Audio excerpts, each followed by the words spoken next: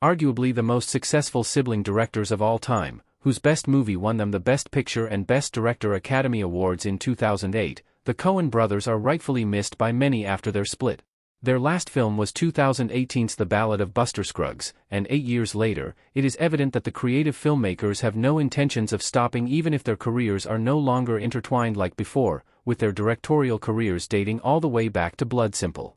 The very first movies that the Coen brothers made separately demonstrated who brought what to the table, and it has been a very fascinating experience to watch them thrive as solo creatives in the industry after years of being a duo. Joel Coen's follow-up to his Shakespeare adaptation, The Tragedy of Macbeth, is expected to be released by 2027, while Ethan Coen has already directed 2 light-hearted crime capers with queer themes in 2024 and 2025. It has been rumored for a while that the Coen brothers will have a reunion for a horror movie, but nothing concrete has ever been announced. However, they were a prolific duo and have made just as many hidden gem movies together as they have famous cult classics.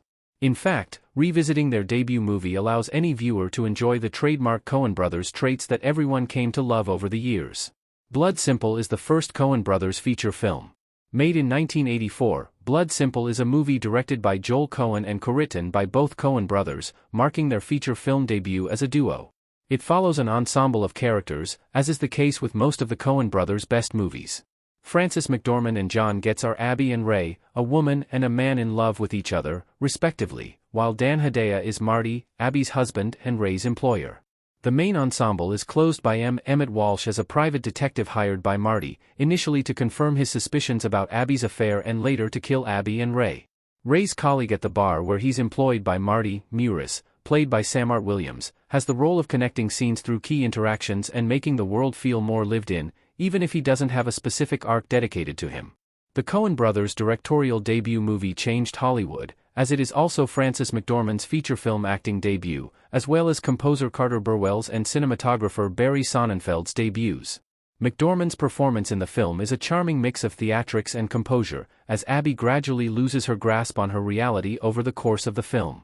However, the standout performance is Emmett Walsh's, who balances an ironic sense of humor, despicable sleaziness, and surprising competence to capture the essence of his paradoxical character. Blood Simple has raw versions of the tropes the Coens are famous for.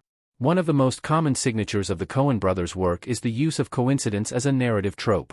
Coincidence isn't the same as narrative convenience or plot armor in a Coen brothers movie because luck is a recurring theme in their films. It is also because coincidences in their movies lead to tragedies just as often as they cause triumph. From significant character deaths to plot-driving misunderstandings, coincidence is a major trope in Blood Simple, and it's deeply uncanny because it makes you realize how random the world really is. If you love Coen brothers films, it's worth checking out other intimate movies with fleshed-out characters very frequently, especially dramas with gory on-screen violence. Barring the Coen brothers' signature of characters with oddly specific quirks, Blood Simple fits perfectly into the template. Some of their future movies use out-of-context conversations, deliberately paced cinematography and editing, immersive atmospheres reliant on tiny details that add layers to the world, and anxiety-inducing character decisions, even better, but their debut film proves their comfort with these tropes. Blood Simple is one of their most patient movies. In my experience as an ardent fan of the Coens, their movies can broadly be divided into 2 categories. Most of their works are either a sinister and gritty thriller or a whimsical but deeply meaningful comedy of errors.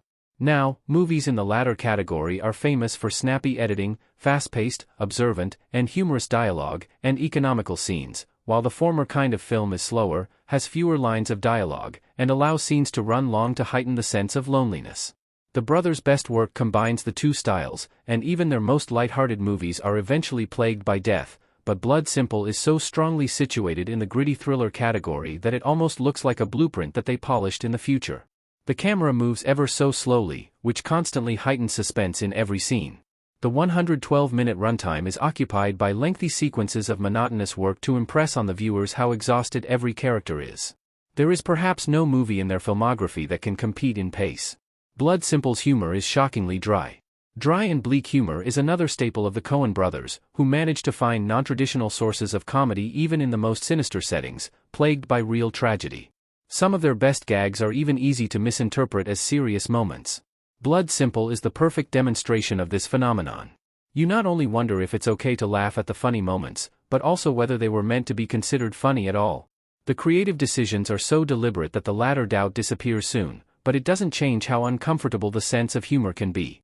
There are almost no jokes in the movie, and even the most unserious character, Emmett Walsh's private detective, has such sinister intentions that any humor in Blood Simple seems mean-spirited.